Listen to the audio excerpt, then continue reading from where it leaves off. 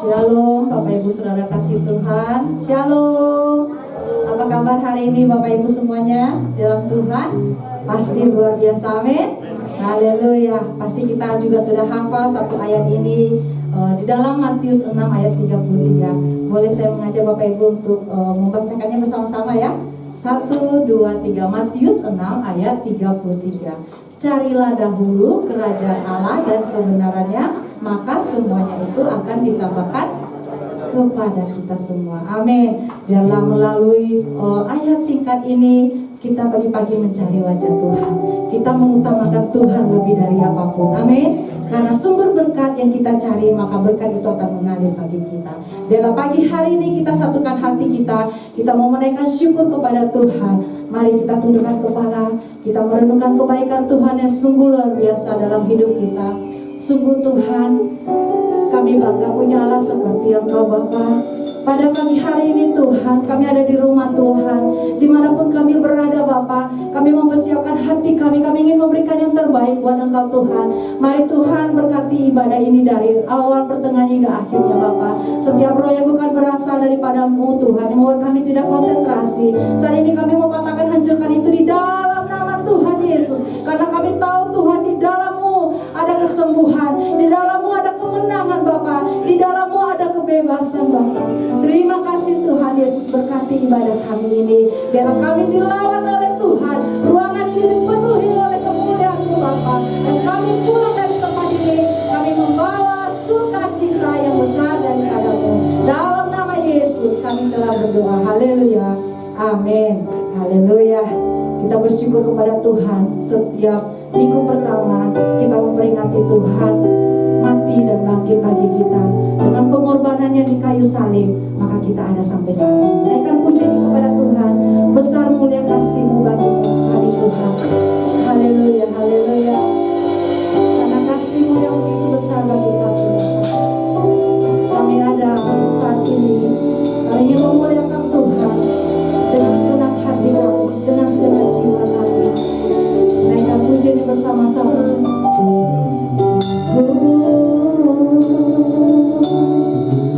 Besar mulia kasih-Mu, amin. Kau korbankan hidupmu, curahkan darah-Mu, curahkan darah-Mu sebagai ganti dosa. Amin. Benar Tuhan, Kau berikan harapan, Kau berikan harapan di dalam kesesakanku,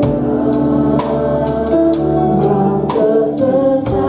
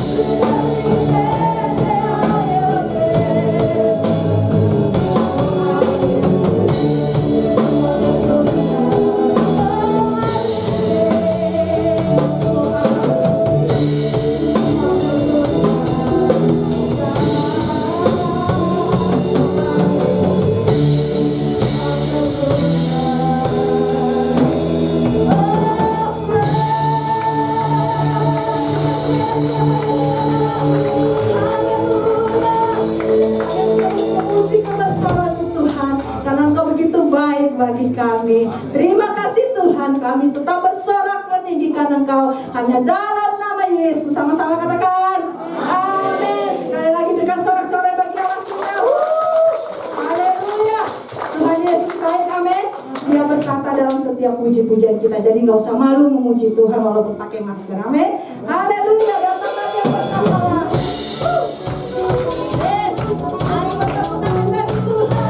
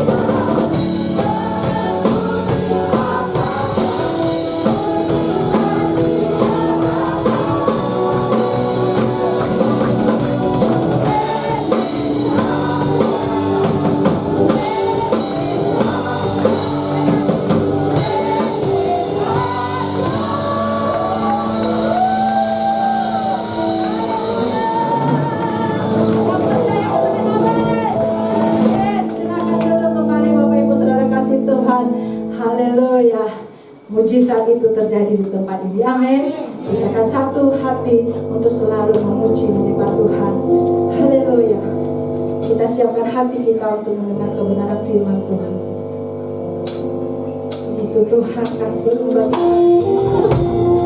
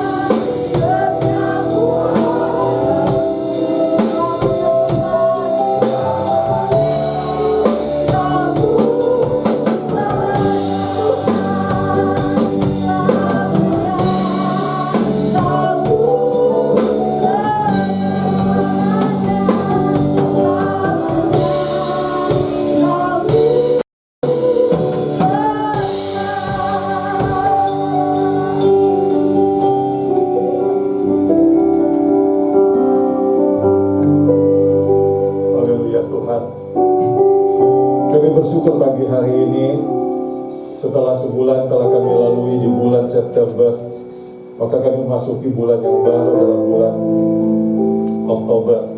Maka kami percaya kasih Tuhan itu selalu ada dalam kehidupan kami, meski kami harus mengalami berbagai hambatan, pergumulan hidup kami.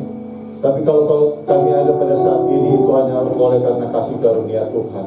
Terima kasih Bapak, di minggu pertama kami akan merenungkan firman-Mu sekaligus perjamuan kudus. Kami sadar kami tidak layak di hadapan Tuhan, karena itu pagi hari ini kami mohon pengampunan dosa daripada Tuhan. Tuhan sucikan, kuduskan kami, sehingga manakala kami mengangkat puji-pujian dan manakala kami akan mendengarkan, menduduk diam, mendengarkan firman-Mu yang akan memberikan kekuatan, kami mendapat kelegaan daripada Tuhan melalui firman, melalui puji-pujian yang kami naikkan. Di dalam nama Tuhan Yesus, kuasai pikiran hati kami agar semua itu hanya tertuju pada kebenaran firman Tuhan. Di dalam nama Tuhan Yesus, semua jemaat yang siap membaca dan merenungkan firman Tuhan, sama-sama kita katakan amin. Amin. Haleluya. Jemaat silakan duduk. Ya, puji Tuhan, pagi hari ini kita akan merenungkan bagian firman Tuhan. Ya, pagi hari ini adalah firman Tuhan. Tema bulan ini adalah berbicara tentang gereja yang misioneri. Gereja yang misioneri artinya gereja yang memberitakan Injil. Seorang pribadi yang memberitakan Injil, itulah yang disebut dengan seorang misioner. Dan seorang misioner ini biasanya bukan di dalam kota, tetapi dia berada di daerah-daerah terpencil, atau dia melayani orang-orang yang termarginal. Orang-orang yang termarginal adalah orang-orang yang tingkat perekonomiannya, ya, boleh dikatakan di bawah rata-rata, atau mereka yang hidupnya ada dalam satu komunitas yang betul-betul harus kita ubah sehingga dia menjadi hidup yang berkenan kepada Tuhan. Ya, orang-orang yang belum mengenal Tuhan. Di kota besar banyak orang yang belum mengenal Tuhan. Dan kita adalah harus menjadi gereja misionari, gereja yang memberitakan Injil. Setelah sekian tahun GBL Sade ini tidak pernah keluar untuk memberitakan Injil, maka saatnya GBI menyarankan semua gereja untuk menjadi gereja yang misionari. Kita belajar gereja yang misionari melalui pelayanan Petrus dan pelayanan Rasul Paulus. Namun sebelum kita lebih dalam skop yang lebih besar tentang gereja yang misionari, Tuhan minta supaya kita menjadi seorang yang misionari, seorang yang mau memberitakan Injil. Sebab itu pada minggu pertama, tema minggu pertama ini berbicara tentang surat terbuka Kristus. Artinya saudara dan saya harus menjadi surat yang terbuka, yang dapat dibaca oleh semua orang.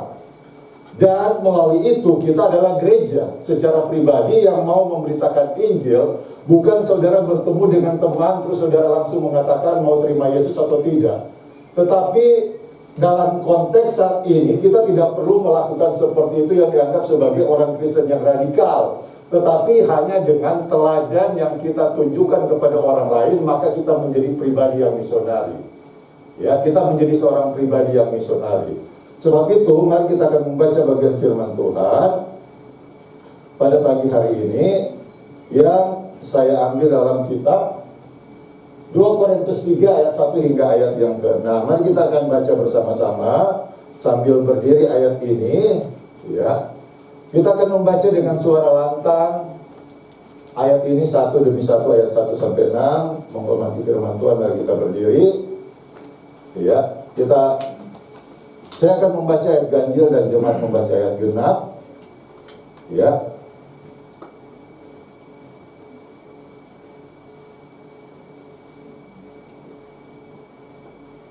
Oke. Ayat pertama, adakah kami mulai lagi memujikan diri kami, atau perlukah kami seperti orang lain yang menunjukkan surat pujian kepada kamu, atau dari kami?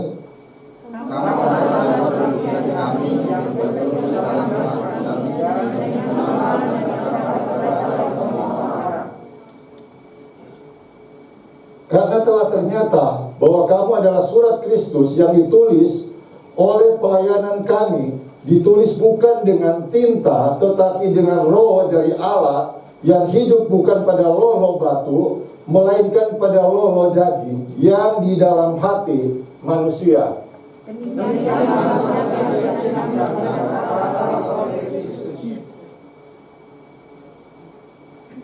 Dengan diri kami sendiri, kami tidak sanggup untuk memperhitungkan sesuatu seolah-olah pekerjaan kami tidak, kesanggupan kami adalah pekerjaan Allah.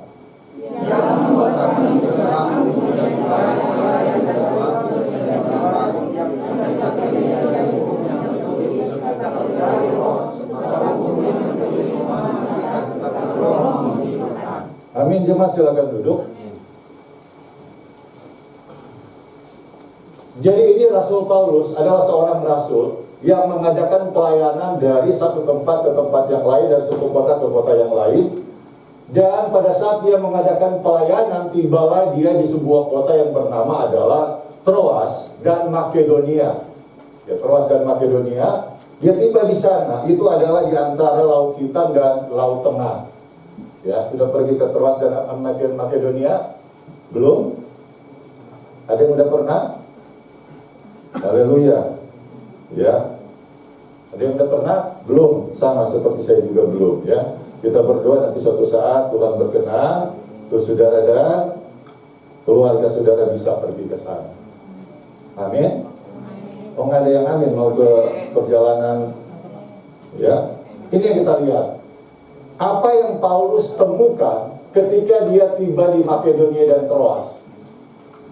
Ada dua hal yang Paulus temukan di sana, adalah menimbulkan kecemasan sekaligus menimbulkan kelegaan di dalam hatinya. Yang Paulus temukan adalah dia lega bertemu atau berada di daerah tersebut, tapi di situ juga dia merasa cemas. Kenapa? Dia lega karena jalan untuk pemberitaan Injil di sana telah terbuka. Namun setelah tiba di sana, dia mencari para pelayan-pelayan, ternyata dia tidak temukan, antara lain Titus. Dia tidak menemukan, dan itulah yang menjadi kecemasan bagi Rasul Paulus. Dia tidak menemukan orang-orang yang melayani Tuhan. Dan seolah-olah mereka hanya menerima anugerah keselamatan, tetapi tidak mau menjadi surat Kristus yang terbuka bagi orang lain. Ya, jadi tidak mau menjadi surat Kristus yang terbuka bagi orang lain. Jadi Paulus tiba di sana lega karena pemberitaan Injil itu mulai terbuka. Namun dia cemas, siapa yang akan memberitakan Injil? Yang dia cari adalah anak pelayanan dia, adalah salah satu adalah Titus, tetapi tidak ditemukan. Dan inilah yang menjadi kecemasan dari Rasul Paulus kalau Bapak Ibu membaca dari pasal yang kedua dan seterusnya. Kita masuk pasal yang ketiga dan ayat 1 sampai ayat 6. Dan itulah yang menjadi tanda kita pada akhir ayat ini adalah gereja harus menjadi bagian dalam pemberitaan Injil. Dan saya lebih tepat mengatakan gereja itu adalah jemaat secara pribadi. Kita harus menjadi kesaksian yang hidup bagi orang lain. Kita harus menjadi surat Kristus yang terbuka bagi orang lain. Sebab itu dalam bagian-bagian lain kita menemukan, ya jelas di ayat yang kedua mengatakan,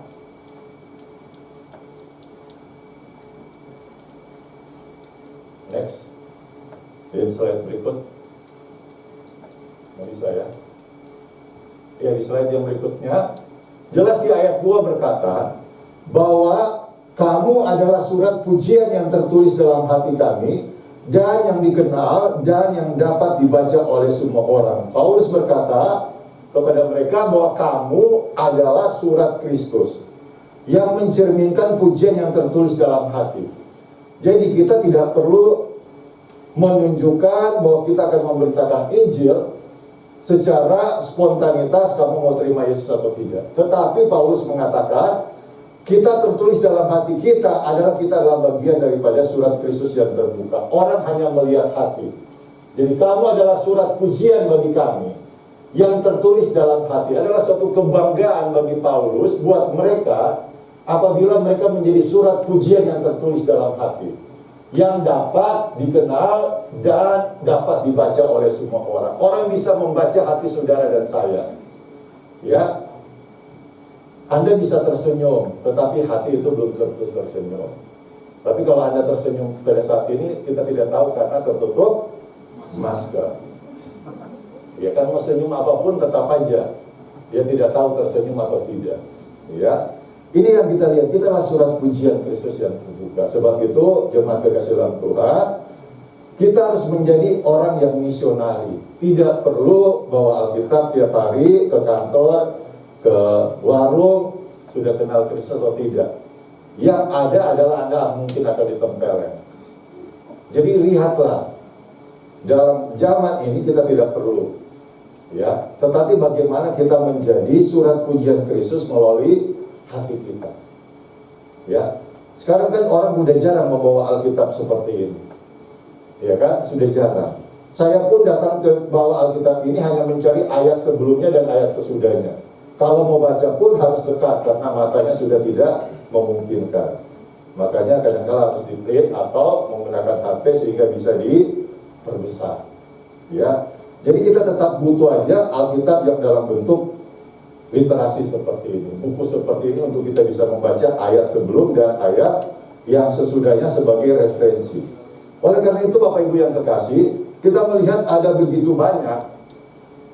banyak orang-orang yang ada di sekitar kita yang tidak memiliki kesempatan masuk gereja untuk mendengarkan kisah Alkitab, dan orang-orang yang ada di sekitar kita ini belum dapat dijangkau dan mengenal Tuhan Yesus Kristus. Dan apa yang perlu kita lakukan menjadi surat terbuka, ya kita lah harus menjadi kesaksian. Ada begitu banyak orang yang ada di luar sana yang belum mengenal Kristus dan belum mendapat kesempatan untuk datang beribadah di gereja karena tidak ada yang memperkenalkan, atau mereka sedang ada masalah dan kita lah yang harus menjadi teladan, atau menjadi seolah-olah menjadi surat Kristus yang terbuka yang dibaca oleh semua orang. Dan oleh karena itu gereja dan pribadi kita yang harus menjadi misionari. Di ayat 2 jelas berkata, saya kembali di slide sebelumnya, di ayat 2 berkata bahwa kita harus menjadi surat pujian dalam hati. Persoalannya adalah hati. Jadi persoalannya adalah di hati. Oleh sebab itu bagaimana kita menjadi pribadi yang terbuka bagi Kristus. Jemaat kekasih dalam Tuhan, ya. Kalau saudara datang ke beberapa daerah yang berada di Indonesia Timur, ya, angkot yang menunjukkan bahwa itu angkot Kristen itu gampang. Anda datang ke Kupang, Anda datang ke Manado, pasti musiknya musik rohani, apalagi kalau hari Minggu, ya. Dan musiknya kencang amat. Dan angkot yang terbaik dan termegah, ya, angkot yang penuh dengan aksesoris, lihat aja Anda keliling, pasti ada di Manado. Angkot yang jelek nggak laku di sana. Mereka cari musiknya apa, lampunya bagaimana, itu angkot bagaikan di diskotik. Tidak percaya, ajak saya ke Manado, tiket Anda bayar. Ya, itu angkotnya meminta ampun, bagus amat. Makanya waktu saya sekolah, angkot sudah 5 lewat, kita tidak ada yang berhenti. Tunggu, masih ada angkot yang bagus, musiknya bagus. Ya, tunggu yang musiknya bagus. Duduk pun enak, tidak ada berdesak-desakan. Kalau Anda sendiri, tunggu aja angkot yang memang kursinya tinggal 1 orang dan posisinya cuma 1 kursi. Kalau Anda berdua, cari aja yang kursinya memang hanya khusus berdua dan yang bertiga. Jadi sudah disetting di sana angkot yang khusus kursinya 1 baris 1 orang, 1 baris 2 orang, 1 baris 3 orang. Nah itu enaknya di sana. Ya, kalau Anda lagi pacaran, cari aja yang angkot yang memang kosong khusus 2 kursi. Kalau masih single, cari aja yang ini pas 1 kursi yang lewat. Ya, saya tahu Bu Agustin dan Pak Fran sudah pernah ke sana naik angkot atau tidak. Gitu. Ya, yang jelek pun ada. Musik rohani pun kencang-kencang amat. Apalagi kalau hari Minggu dan menjelang Natal Tahun Baru, pasti musik rohani. Angkot di sana hari Minggu menjadi angkot gereja karena musiknya. Di sini belum kita temukan kan? Nah itulah, itu angkot bagaikan surat Kristus yang terbuka.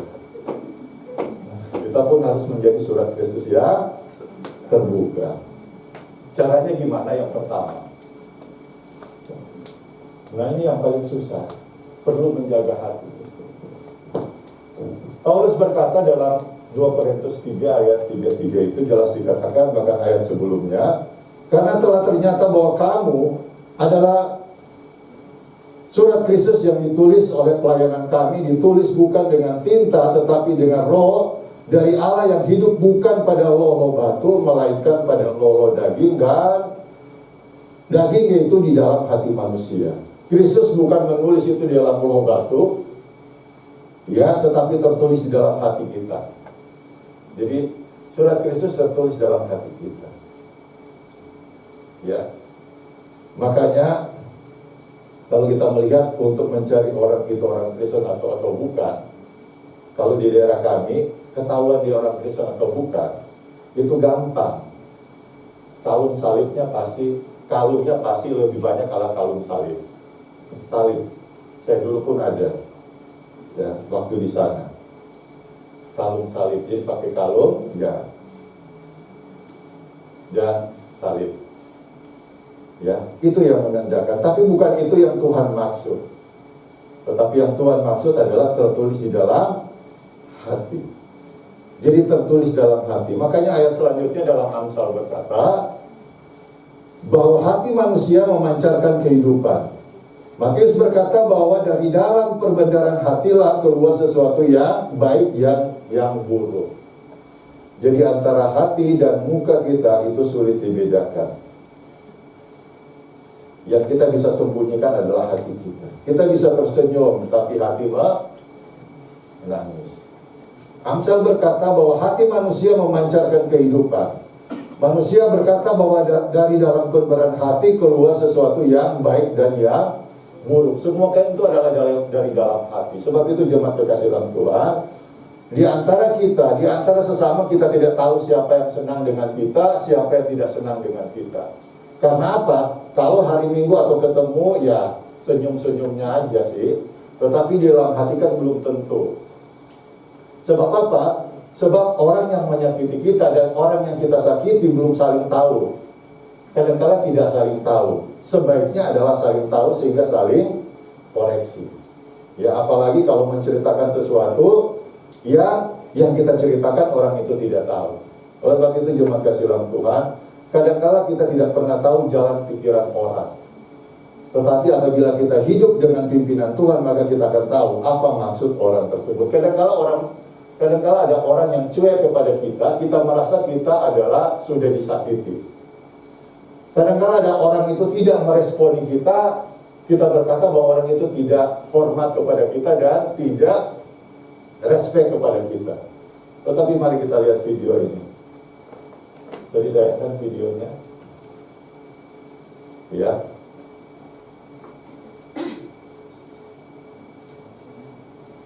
Belum tentu orang yang cuek dengan Pak Ferdinand, orang itu betul-betul cuek. Padahal dia mengasihi. Ya.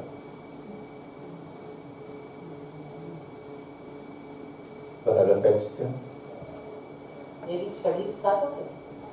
Kelihatan teksnya.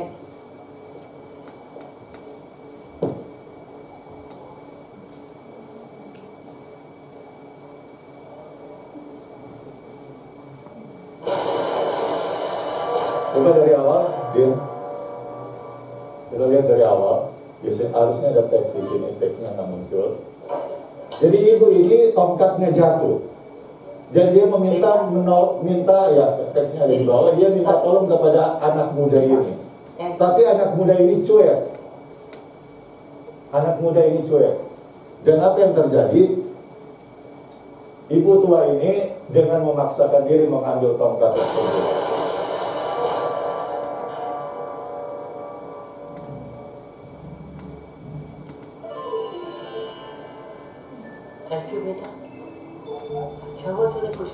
Ketika orang tidak menolong kita, itu adalah mendatangkan berkah.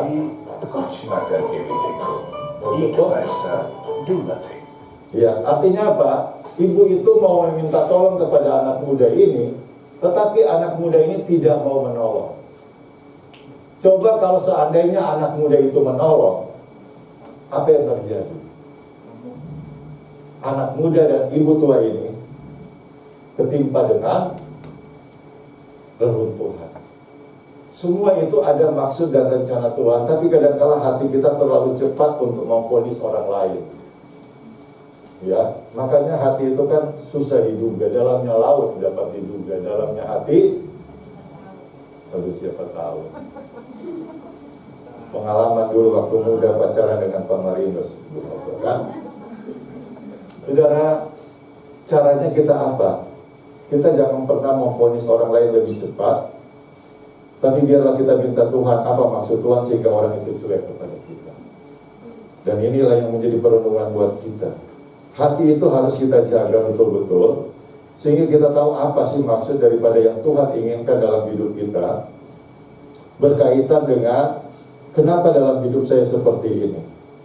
Ya, kenapa dalam hidup saya adalah seperti ini. Oleh sebab itu jemaat kekasih dalam Tuhan, ini yang kita bisa lihat, bahwa hati itu sangat berperan penting di dalam kehidupan kita. Kalau kita tidak menjaga hati, maka kita bisa menilai orang lain. Dan yang Tuhan mau adalah memang dalam hati kita harus mencerminkan sebuah kehidupan, harus mencerminkan kehidupan yang berkenan di hadapan Tuhan.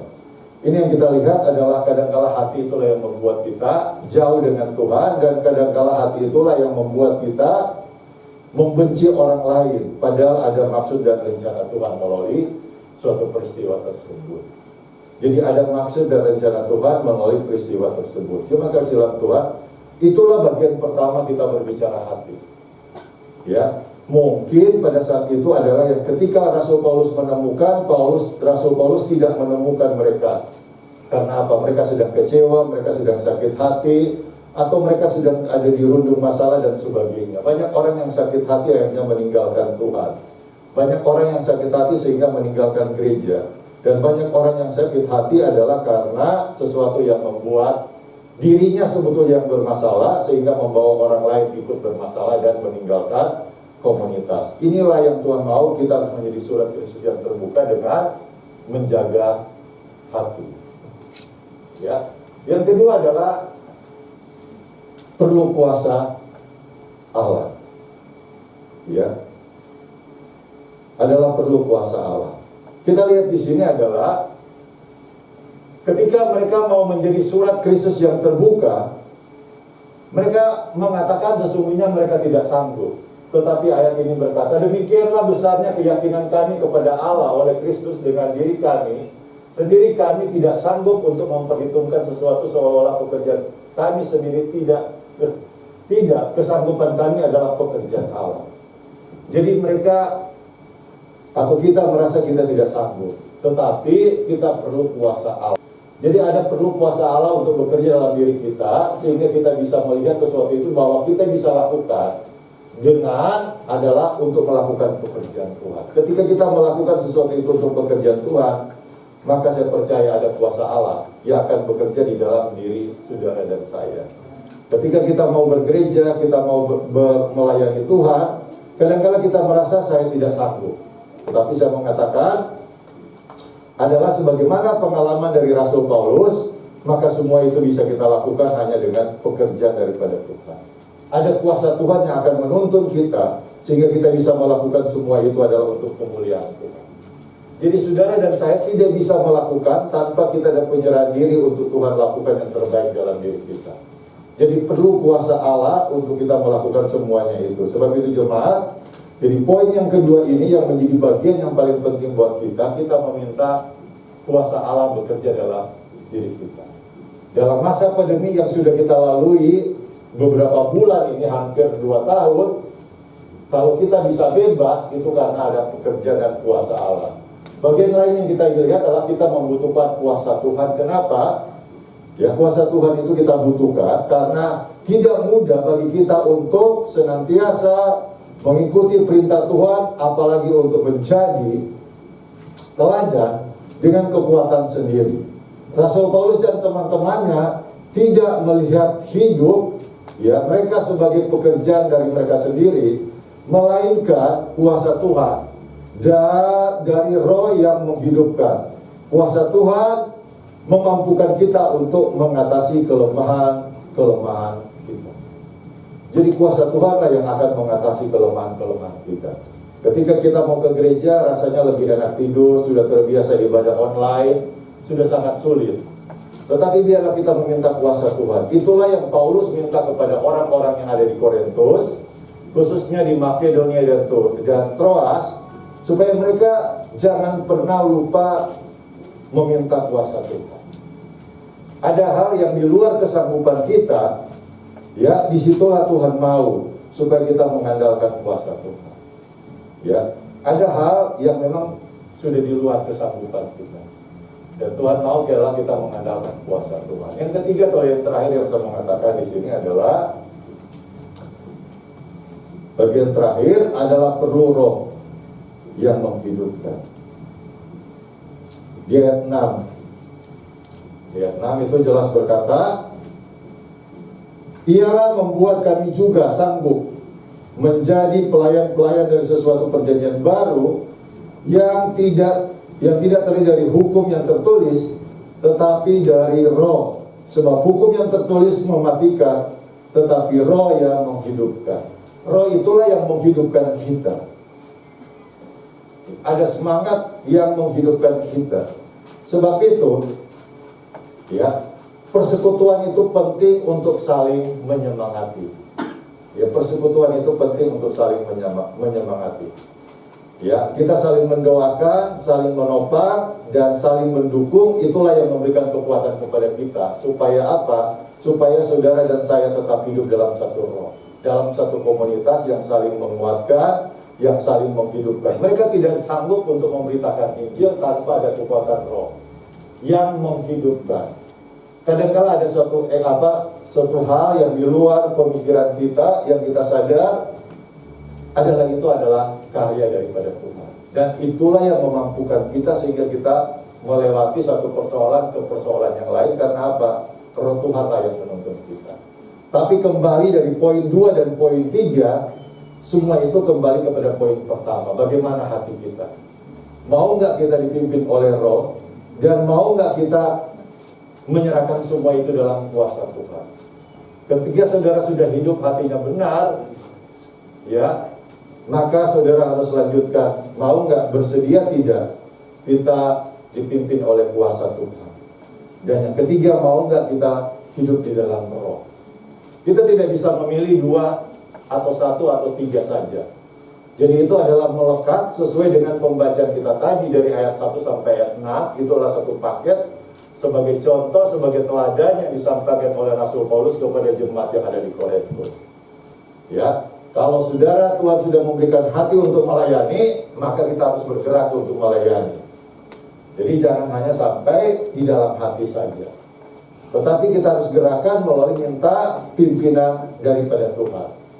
Ya, perlu roh yang menuntun hidup kita dan perlu kuasa Tuhan. Saudara meminta kuasa Tuhan tetapi hati itu belum beres, ya tidak mungkin. Dan saudara meminta supaya roh itu hidup dalam saudara tetapi hati kita belum beres. Dan oleh sebab itu 3 poin ini menjadi bagian perenungan kita untuk supaya saudara dan saya adalah menjadi surat Kristus yang terbuka. Orang akan melihat dari hati kita. Orang akan melihat dari karakter kita, orang akan melihat dari apa yang kita ucapkan, apa yang kita katakan dalam kehidupan kita sehari-hari. Sehingga dengan sederhana, gereja yang misionari adalah kita secara pribadi. Ya, meskipun kita masih belajar hidup di dalam kuasa Tuhan, yakinlah bahwa hidup kita sudah bisa membawa dampak bagi orang-orang di sekitar. Karena itu mulailah untuk bersaksi tentang Dia. Melalui apa? Melalui perkataan kita, melalui pikiran, melalui perbuatan. Apabila kita kurang mampu, mintalah kekuatan Roh Kudus yang menghidupkan kita setiap hari. Jadi sederhana yang Tuhan mau minta kepada kita. Saudara tidak serta dipanggil kamu memberitakan Injil di tempat ini atau naik di mimbar menyampaikan firman Tuhan. Yang Tuhan mau melalui keterangan Rasul Paulus adalah melalui perkataan, pikiran, dan perbuatan kita sehari-hari. Di mana adalah di luar sana, di tempat kita bekerja, di tempat kita sekolah, di tempat kita kuliah, ataupun di tempat kita bergaul. Surat Kristus yang terbuka itu mereka akan lihat melalui apa? Perkataan kita. Apakah perkataan kita lebih banyak perkataan yang negatif atau positif? Atau perkataan-perkataan yang rohani? Atau pikiran-pikiran atau perbuatan-perbuatan? Saya kadangkala kalau ngajar, kadangkala muncul ayat-ayat Alkitab, tapi saya tidak sebut ayat Alkitab. Ya, saya tanya kepada mahasiswa, apakah kamu sudah seperti ini? Ya belum, Pak. Dia nyaut lagi, kan yang sempurna Tuhan.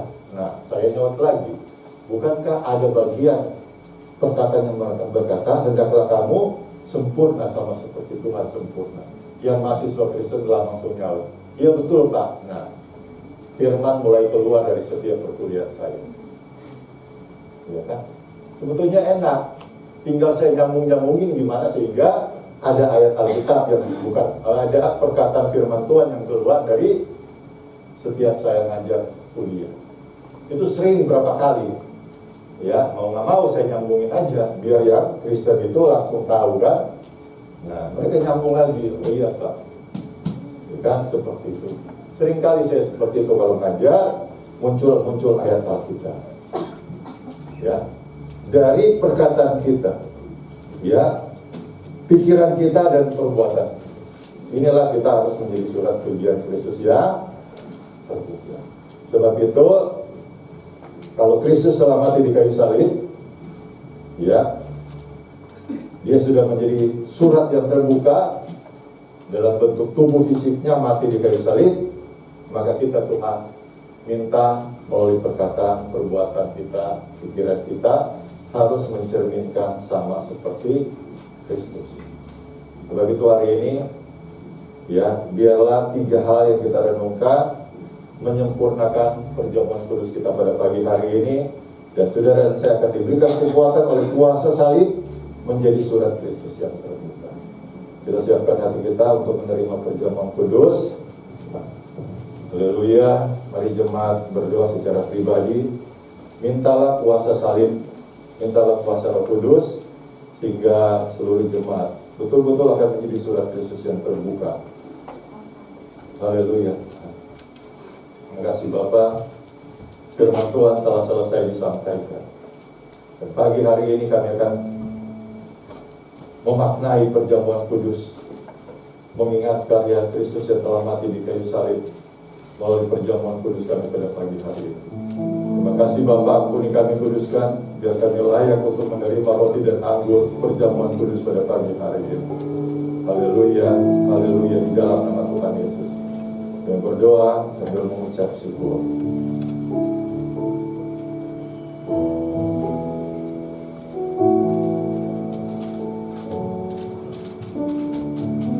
Haleluya, sambil jemaat berdoa secara pribadi.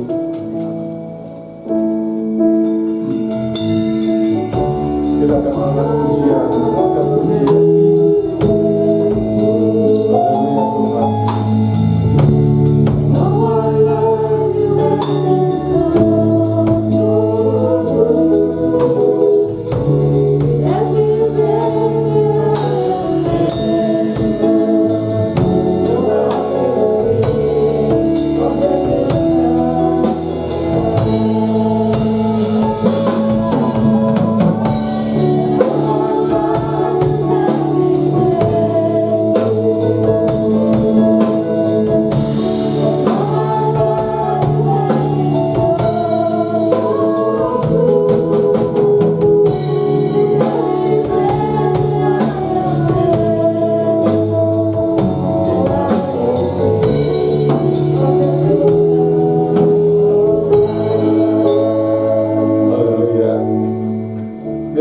Berdoa secara pribadi kepada Tuhan.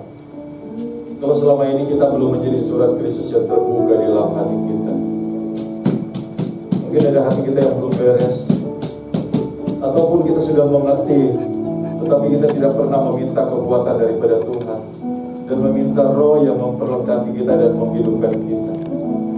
Makasih Tuhan, pagi ini kami sadar kami belum menjadi surat Kristus yang terbuka, baik secara pribadi maupun secara gereja.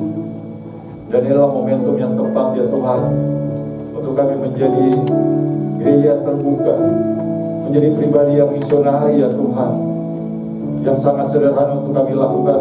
Kami harus menjadi teladan dalam perkataan kami, pikiran kami, dan perasaan kami buat orang lain, sehingga orang lain mengerti dan mengenal Engkau Tuhan. Terima kasih Bapak, kami akan menerima perjamuan kudus pada pagi hari ini. Kami mengangkat tangan kami dan memberkati roti dan anggur pada pagi hari ini. Biarlah di dalam nama Tuhan Yesus, ketika kami makan dan minum roti dan anggur perjamuan kudus, itu tandanya kami siap memberitakan Kristus untuk yang kedua kali.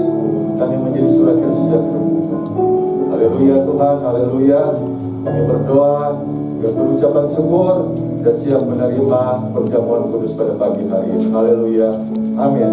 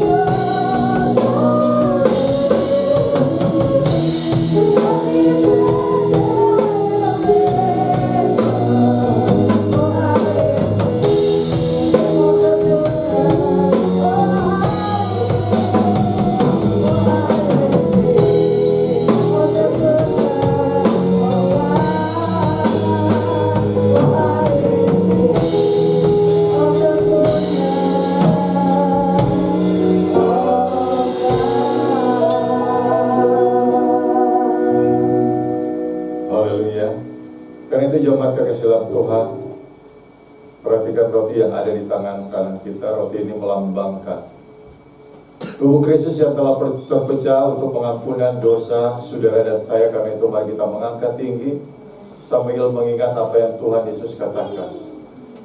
Tuhan Yesus pada malam waktu ia diserahkan, ia mengambil roti.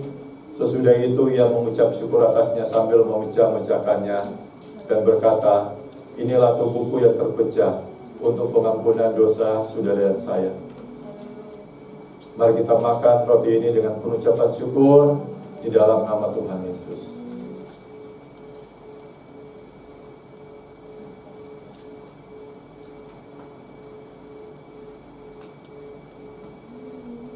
Perhatikan cawan anggur perjamuan kudus yang ada di tangan kita, melambangkan darah Kristus yang telah tercurah untuk pengampunan dosa saudara dan saya. Kita mengangkat tinggi sambil mengingat apa yang Tuhan Yesus katakan. Cawan ini adalah cawan perjanjian baru yang telah dimeteraikan oleh darahku. Perbuatlah ini setiap kali kamu meminumnya dan menjadi peringatan akan aku. Kita minum dengan pengucapan syukur di dalam nama Tuhan Yesus.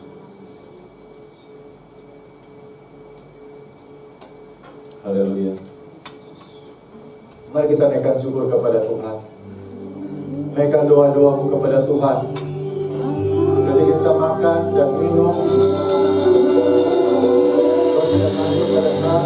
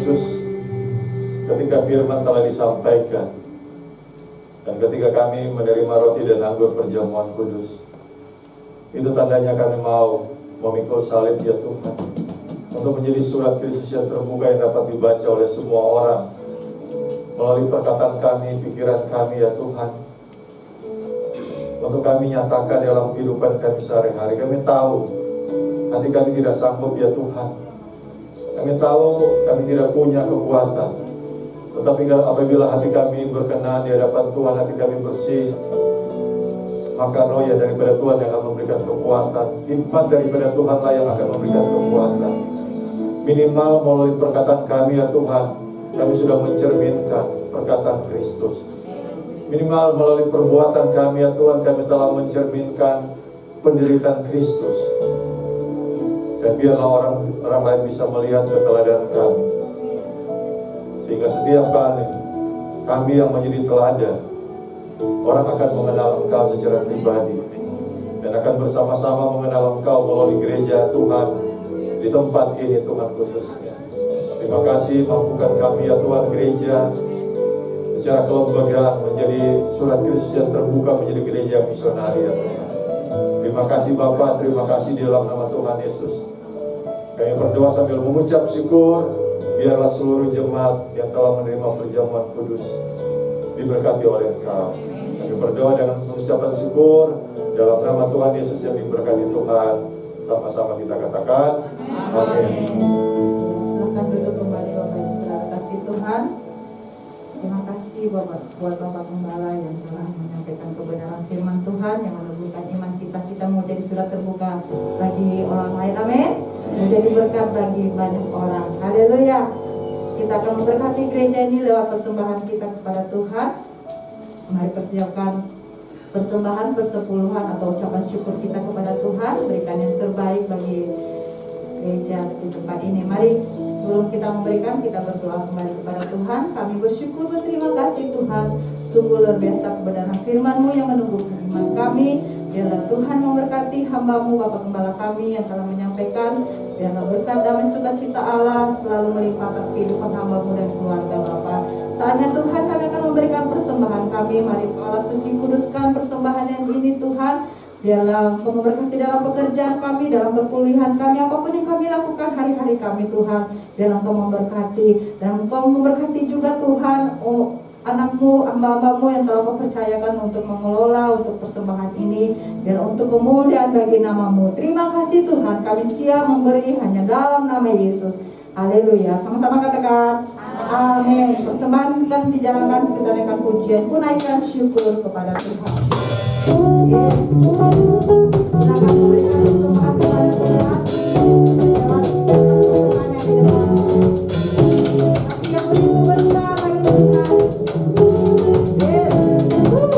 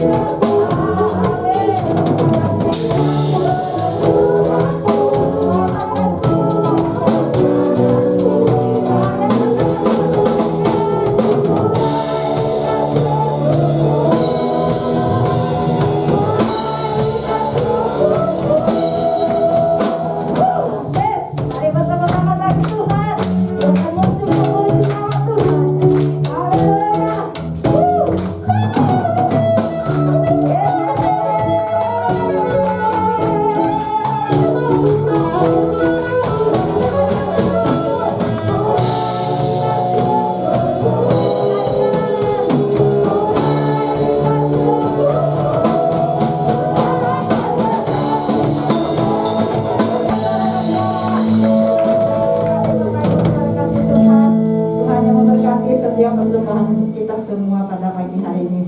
Sebelum mengakhiri ibadah kita, sebelumnya kita akan mendengarkan pengumuman.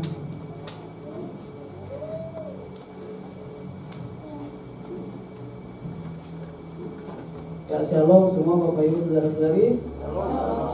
Ya, ada beberapa pengumuman. Yang pertama itu nanti ada perwakilan dari kategorial ya, dua orang paling enggak, dari pemuda 2, satu dari kaum bapak 2 orang, dan juga kaum ibu 2 orang ya.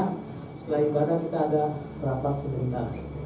Dan juga pengumuman selanjutnya adalah bahwa kita kemarin para pemuda-pemudi sudah mulai ibadah onsite. Ya, perdana kemarin. Nah, ini foto-fotonya nih. Saya di mana nih ya berarti ya? Bingung saya. Tengah ya. Ya, ini ibadah onsite kita kemarin sudah mulai berjalan hari pertama ya, pertama kali ya. Dan nanti akan dilanjut juga selang-seling nanti ya. Ini informasi buat kaum pemuda-pemudi bahwa kita nanti akan selang-seling. Hari ini onsite, berarti minggu depan itu adalah daring lagi ya, online lagi. Besoknya minggu depannya lagi onsite lagi, gitu ya. Ya, para pemuda-pemudi diharapkan kebersamaan kita untuk kembali kita bersemangat untuk ibadah onsite ya. Yang punya Bapak Ibu juga tolong diberitahukan anak-anaknya, kita mulai jadi digabung para pemuda-pemudi dan juga remaja ya, untuk kita beribadah kembali secara online dan onsite. Sudah mulai berjalan saat ini ya, kiranya kita tetap semangat ya para pemuda-pemudi ya. Ya, ketuanya juga sudah sungguh luar biasa ya, Saudara Dewi dan rekan-rekan semua sudah bekerja kemarin dan disambut dengan perjamuan makan kemarin ya. Saya yang nggak ikut ya kemarin ya. Ya, itu aja bisa saya saya sampaikan ya.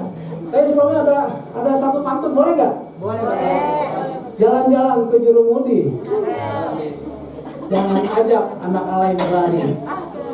Hei kaum pemuda-pemudi, mari kita bergereja kembali ke El Shaddai Family.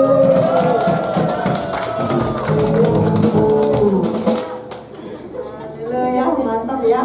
Akhirnya Pak Ferdinand, biasa kita tetap semangat terus ya Bapak Ibu semua, khususnya anak muda-mudi. Jangan lupa setiap hari Sabtu, dan jangan lupa juga setiap hari Jumat ada doa bersama lewat Zoom. Jadi kami mengimbau untuk hadir bersama-sama. Itu saja pengumuman. Mari kita semua bangkit berdiri di hadapan Tuhan. Kita akhiri. Ku bersyukur sebab Kau setia bagi kami semua. Bersyukur.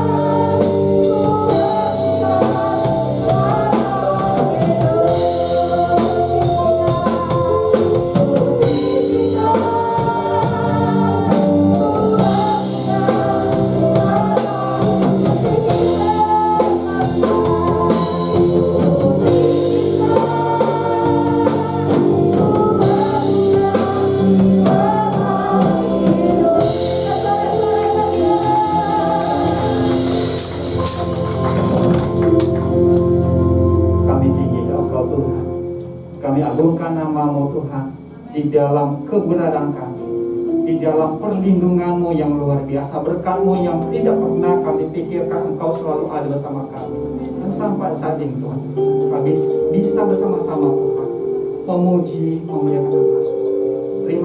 Terima kasih buat segala kebaikan pengurapan-Mu Tuhan. Berkat-Mu tercurah untuk setiap kami, pengurapan-Mu tercurah untuk setiap kami Tuhan. Kami boleh menjadi surat terbuka Tuhan, menjadi kesaksian, menjadi berkat bagi orang-orang sekeliling kami, melalui hati yang bersih, perilaku kami yang mencerminkan daripada sikap dan karakter daripada Tuhan. Bapa, kami terbatas, tetapi Roh-Mu Tuhan tidak terbatas memampukan kami melakukan tugas berkat. Tapi di pagi hari ini, biar berkat-Mu tercurah untuk setiap orang hamba-hamba-Mu yang sudah melayani Engkau. Sebagai wakil Tuhan, para singer, pemain musik, LCD, pendoa, dan semuanya ambil bagian. Tuhan, terima kasih Bapa, kembalikan berkat-Mu berkali-kali lipat. Pakailah setiap pribadi ini Tuhan untuk menjadi alat kesukaan bagi-Mu. Secara khusus hamba-Mu Tuhan yang sudah menyampaikan isian dan program kami, berkat-Mu tercurah untuk Bapak Gemar kami, pengurapan khusus Tuhan dalam setiap apapun yang dikerjakan, apapun tanggung jawab yang sudah diemban. Kami sungguh percaya pertolongan, penyediaan Tuhan selalu ada. Engkau Allah membela segala perkara di dalam kehidupan bala kami ini. John dan keluarganya Tuhan berkati, dan setiap apapun yang menjadi visi dan misi hamba-Mu Tuhan berkati. Kami berdoa Tuhan untuk gereja kami. Kami menyerahkan gereja ini ke dalam tangan-Mu Tuhan. Gereja-Mu kami serahkan ke tangan-Mu. Semua tim pelayan, para tim penggembalaan, bahkan juga Tuhan untuk kaum bapak, kaum ibu, kaum remaja, pemuda, dan sekolah minggu. Engkau Allah senantiasa menuntun kami untuk bertumbuh di dalam iman dan percaya. Kami percaya Yesus ada di sana untuk memberikan jawaban. Bahkan setiap kami yang sedang di dalam kekhawatiran saat ini, kami berdoa di dalam nama Yesus Tuhan. Engkaulah harapan kami. Engkau yang menyembuhkan kami dari setiap sakit penyakit di dalam nama Yesus.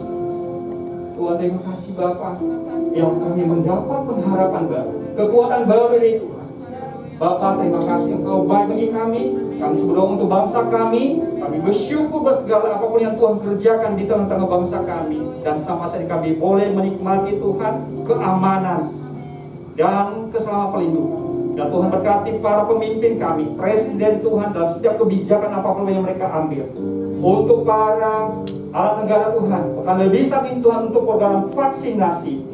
Dan Tuhan berkati, akan lebih Tuhan untuk pemulihan ekonomi. Tuhan senantiasa beserta setiap para pemimpin kami dalam mengambil kebijakan yang pasti. Bapa, terima kasih, kami menyerahkan segenap kehidupan kami. Dan kalau sebentar Tuhan, kami akan pulang dari tempat ini. Damai-Mu senantiasa ada bersama kami. Kau sempurnakan doa kami ini hanya di dalam nama Tuhan Yesus yang telah mengajar kami berdoa sama-sama. Bapa kami yang di surga, dikuduskan nama-Mu, datanglah kerajaan-Mu, jadilah kehendak-Mu di bumi seperti di surga. Berilah kami pada hari ini makan kami yang secukupnya, dan ampunilah kami atas kesalahan kami, seperti kami juga mengampuni orang yang bersalah kepada kami. Dan janganlah membawa kami ke dalam pencobaan, tetapi lepaskanlah kami daripada yang jahat. Karena Engkau yang punya kerajaan dan kuasa dan kemuliaan sampai selamanya. Haleluya. Kami juga menyerahkan buat proses dan rencana kelahiran dari istri dari Bapak Bobi yang ada di Nias, kami serahkan ke dalam tangan-Mu. Biar semua proses kelahiran ini dalam waktu dekat semua berjalan lancar ya Tuhan. Bayi yang akan dilahirkan sama ibu sehat di dalam pimpinan Tuhan. Kami juga menyerahkan buat mama dari Ibu Agustin yang masih terbaring sakit. Di tempat ini bersama-sama dengan jemaat kami membawa di dalam doa. Biarlah ada pertolongan Tuhan. Keluarga telah mengambil bagian mereka untuk memberikan support dan dukungan.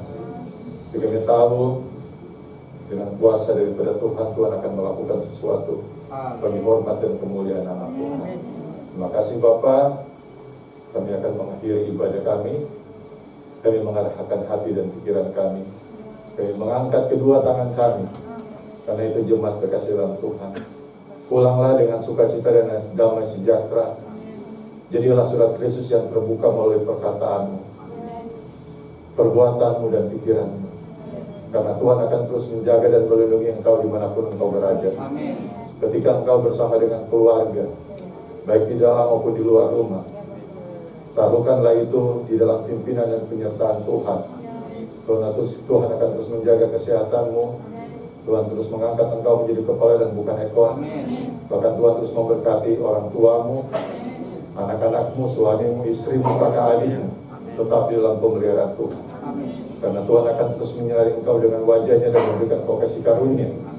Bahkan Tuhan terus menghadapkan wajahnya kepadamu dan memberikan engkau roh sukacita, damai sejahtera hari lepas hari. Kiranya kasih dari Allah Bapa, kasih dari Allah Anak dan persekutuan dengan Roh Kudus akan terus dan senantiasa menyertai engkau mulai pagi hari ini sampai Maranatha Tuhan Yesus datang untuk kedua kalinya.